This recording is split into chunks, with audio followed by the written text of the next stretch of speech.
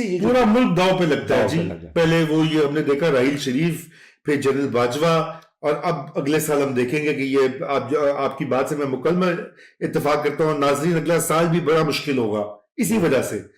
ہاں جی. اور پھر اس میں یہ خاص امپورٹنٹ بات ہے کہ آپ کے جو ادارے کی پروفیشنلزم اس سے کافی زیادہ خراب ہوتی ہے، کیونکہ وہ آپس میں جو کمپٹیشن اور وہ جو پیٹرنیج سٹرکچر ہوتا تھا نا پولیٹیکل پارٹیز کا، کہ پارٹی آئی اور اس نے مختلف لوگوں کو ریوڑیاں بانٹی. اب وہی کام ملٹری چیف کو کرنا پڑتا ہے، اور اس کو پھر طاقت کا توازن برقرار رکھنے کے لیے وہ just in order to get another 3 year extension آپ کو سارے سسٹم کو ڈیریل کرنا پڑتا ہے. بالکل، یہ بڑی آپ نے اہم نقطہ اٹھایا ہے. تو آپ کیسے دیکھتے ہیں کہ یہ جو کانٹیسٹ ہے، یہ جو عدم توازن ایک تو ادارے کے اندر، معاشرے کے اندر مڈل کلاس کا ایک جو کرائسس معاشی اور نظریاتی، اور بمقابلہ پاکستان کے روایتی پاور سٹرکچر یعنی کہ آرمی اور اس کا پورا پھیلاؤ، تو آپ یہ کدھر جاتا ہوا دیکھ رہے ہیں؟ اس کی کوئی ریزولوشن ہوگی؟ کیا یہ ایک عرب سپرنگ ٹائپ اپرائزنگ میں ہوگا؟ کیا یہ انٹرنلی کوئی آٹو کریکشن ہو جائے گی نظام کے اندر کہ دونوں سائڈز کچھ گیون کریں، کچھ آرمی گیون کرے؟ آپ ایز اے پولیٹیکل اکانومسٹ آپ کیا دیکھتے ہیں کہ کون سی کنڈیشنز ایسی ہوں گی کہ یہ مسئلہ ریزالو ہوگا یا مزید خراب ہوگا؟ یہ بہت مشکل سوال ہے لیکن بہت اہم سوال بھی ہے. ایک تو میں یہ ضرور کہنا چاہوں گا کہ میرے پیپر میں مڈل کلاس کا ذکر تو تھا جی، لیکن یہ معاملہ صرف مڈل کلاس کا نہیں. آپ کے بہت غریب لوگ بھی ہیں کہ جو سوشل میڈیا دیکھ رہے ہیں، جو لوگوں سے بات کر رہے ہیں، وہ جو فیلنگز ہیں وہ لارجر سوسائٹی میں شیئر ہوتے ہیں. اور آپ نے الیکشنز میں دیکھا کہ بہت سارے رورل ایریاز میں جو الیکٹیبلز ہیں جن کو ہمیشہ سے یقین ہوتا تھا کہ وہ جیت جائیں گے، ان کو کافی ہزیمت اٹھانا پڑی. اب جو آپ نے سوال کیا، میرے خیال میں یہ سمجھنے کے لیے کہ ہم اس دور سے آگے کہاں جائیں گے، ہمیں یہ بہتر سمجھنے کی ضرورت ہے کہ ہم کس دور میں جی رہے ہیں. میرا یہ خیال ہے کہ 90 کی دہائی میں جب میں بڑا ہو رہا تھا، کالج یونیورسٹی، تو ہم اکثر پڑھے لکھے گھرانوں میں بات ہوتی تھی سول ملٹری ریلیشنز کی. جی ہاں، کہ جی ایک حکومت آتی ہے، ایک جاتی ہے، اور اس کا جو تعلق ہے ملٹری کے ساتھ وہ ہمیشہ مخدوش رہتا تھا. جی ہاں، مشکل ہوتا تھا. جو بھی پرائم منسٹر آیا کچھ عرصے کے بعد اس کی ملٹری چیف کے ساتھ چھٹی ہو. تو ہم اس کو ہمیشہ سول ملٹری ڈیوائڈ پہ کرتے تھے. اب جو صورتحال ہے پاکستان میں وہ کافی آگے بڑھ چکی ہے. اب سول ملٹری ڈیوائڈ سے زیادہ اسٹیٹ سوسائٹی ریلیشن شپ کی بات ہے. بالکل، کہ جو ریاست کا رشتہ ہے عام شہری کے ساتھ وہ بہت زیادہ خراب ہو چکا ہے. اور اس کی وجہ یہ ہے کہ جتنے بڑے انسٹیٹیوشنز ہوتے ہیں نا آپ کی سوسائٹی میں، جن کو انسٹیٹیوشنز آف کانفلکٹ مینجمنٹ، جن میں آپ کی میڈیا ہے، جوڈیشری ہے، آپ کے الیکٹورل پالیٹکس ہے، بیوروکریسی ہے، یہ سارے جب ادارے ہیں یہ بالکل یعنی کام کرتے ہیں صرف چند لوگوں کے انٹرسٹ میں. تو اس سے یہ ہوتا ہے کہ جو گریونسز چینلائز ہونی ہوتی. جب بنگلہ دیش میں کیا ہوا کہ حسینہ واجد نے ہر جگہ لائلسٹ رکھ دیے، اپوزیشن کو الیکشنز میں پارٹیسپیٹ بند کر دیا، ہر سب رستے بند کر دیے. تو آپ نے ایک پریشر کوکر ہے اس کو بالکل بند کر دیا، اس میں سے کوئی سٹیم باہر نہیں نکل رہی.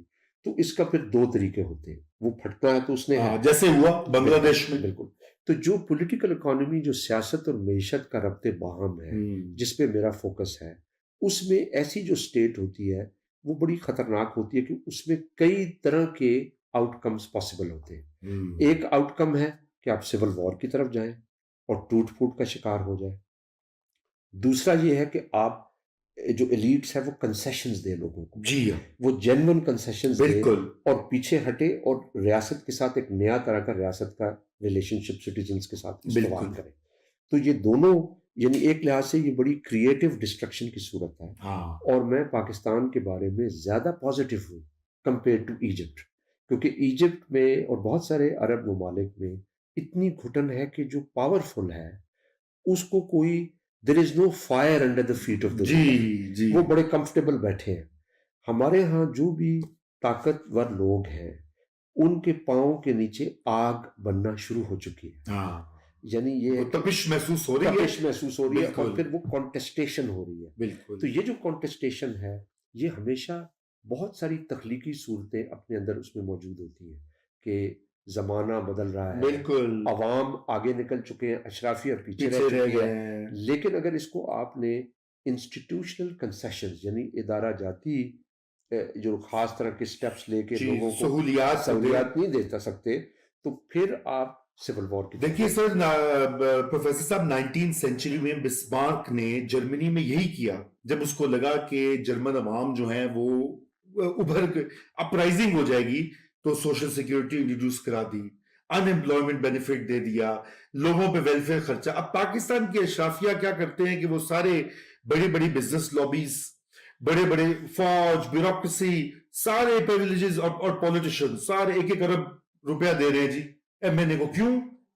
آپ اب اس کے پہ سوال اٹھ رہے ہیں. بہرحال ہم اگلے جو آپ کے ساتھ ہے پارٹ, اس میں آپ نے چونکہ ایجپٹ کا ذکر کر دیا, تو میں اب چاہوں گا کہ پاکستان کا تھوڑا سا ہم یہ بھی دیکھیں کہ جو پاکستان کی لوکیشن ہے, جو رینٹس یا جو ہمیں فوائد ملتے تھے اس وقت, وہ ڈسٹریبیوٹیو پالیٹکس جو ہوتی ہے, ری ڈسٹریبیوٹیو یا ڈسٹریبیوٹیو پالیٹکس, اس کے اوپر ہم بات کرتے ہیں, لیکن ایک بریک کے بعد. پروفیسر صاحب once again thank you for the time.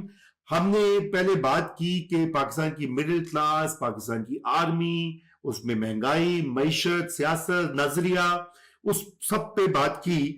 لیکن اب میں چاہوں گا کہ چونکہ آپ مشرق وسطیٰ کے بھی ایکسپرٹ ہیں, اور آپ نے ذکر کیا ایجپٹ کا, مصر کا, کہ جہاں پہ گھٹن کا ماحول ہے اور دیگر, اور آپ وہاں جاتے بھی رہتے ہیں, آپ نے اتنے مقالے کتابیں لکھی ہیں, تو پاکستان کا آپ موازنہ کیسے کرتے ہیں؟ مصر میں بھی فوج کا ٹوٹل کنٹرول ہے, انٹیلیجنس کے, بلکہ میں سمجھتا ہوں پاکستان سے کہیں زیادہ ہے.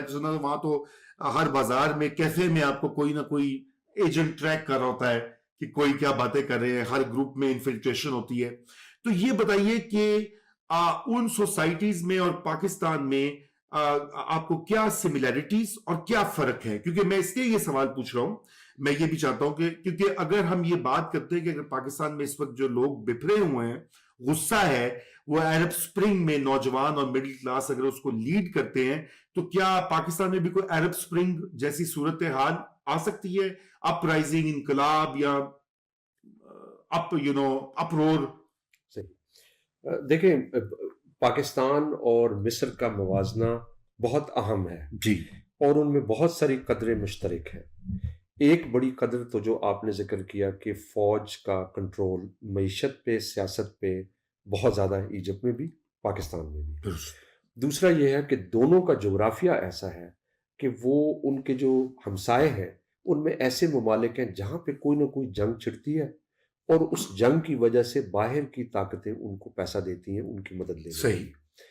مصر کے ساتھ اسرائیل ہے, اور اسرائیل کی وجہ سے ان کو پیسہ ملتا جاتا ہے. رائٹ. پاکستان کے ساتھ افغانستان ہے, افغانستان میں کوئی نہ کوئی بڑی گریٹ گیم برٹش کے زمانے سے چلی آ رہی ہے, تو جو باہر کا نظام ہے وہ ہمیشہ پھر پیسے دیتا ہے, اور وہ کس کو دیتا ہے؟ وہاں کا جو اسٹیبلش اسٹرکچر ہے ملٹری کو وہ پیسہ. صحیح. تو اس حد تک تو دونوں ملکوں میں مماثلت ہے. رائٹ. دونوں ملکوں میں اکنامک ریفارم بھی نہیں ہوتی. ایجپٹ میں ہر ڈیکیڈ میں ایک فائنینشیل کرائسس آتا ہے, اکنامک ریفارم پوسٹ پون ہوتی جاتی ہے, اور وہ IMF کے پاس جاتے رہتے ہیں. رائٹ. پاکستان کے ساتھ بھی ایسے ہی ہوتا ہے. لیکن ایجپٹ اور پاکستان میں ایک بڑا اہم فرق بھی ہے. رائٹ. وہ فرق یہ ہے کہ اسرائیل کے ساتھ جو مصر کا تعلق ہے, کیونکہ اسرائیل کا انفلوئنس بڑا ہے, امریکہ میں بھی انفلوئنس ہے, ریجن میں بھی ہے, اور آپ نے دیکھا کہ غزہ کی صورتحال کی وجہ سے دوبارہ CC صاحب کو بہت زیادہ پیسہ ملا. تو وہ ایک ایسا ایشو ہے جو یہ کبھی ہاٹ اینڈ کولڈ وار نہیں ہے, جیسے ہمارے یہاں افغانستان میں کبھی پیسہ زیادہ ہو جاتا ہے, مل جاتا ہے, کبھی کم ہو جاتا ہے, ہمیں کچھ نہ کچھ پروجیکٹ ڈھونڈنا پڑتا ہے. وہاں پہ ایک پروجیکٹ ہے جو ہمیشہ سے موجود ہے. اچھا, اس سے ان کا اشرافیہ اور فوج کے مزے ہیں, ان کو پیسہ آتا ہے. لیکن ایک اور فرق یہ ہے کہ جو پیسہ ایجپٹ کو آتا ہے وہ بھی متحدہ عرب امارات سے اور سعودی عرب سے, قطر سے, یہاں سے پیسہ آتا ہے. رائٹ. رائٹ. اور پاکستان میں بھی کسی نہ کسی حد تک سعودی عرب سے پیسہ. لیکن جو سکیل ہے پیسے کا وہ بہت مختلف ہے. ابھی UAE نے ایجپٹ کو $25 بلین دیا ہے. واو. رائٹ. اسی طریقے سے EU نے دیا, باقی کیونکہ جو ہماری خواہش ہے کہ ہمیں بھی کوئی 25 بلین. اب مسئلہ یہ ہے کہ جو سعودی عرب ہے اور متحدہ عرب امارات ہے, ان کے لیے جو مصر کی مدد ہے وہ مصر کی مدد سے زیادہ اپنی مدد زیادہ ہے، رائٹ، کیونکہ ان کو پتہ ہے کہ اگر مصر میں کسی طرح کی صورتحال خراب ہوتی ہے تو اس کا اثر ریاض پہ بھی ہوگا، اس کا اثر ابو دھابی پہ بھی ہوگا، درست، کیونکہ وہ عرب نیبرز ہیں۔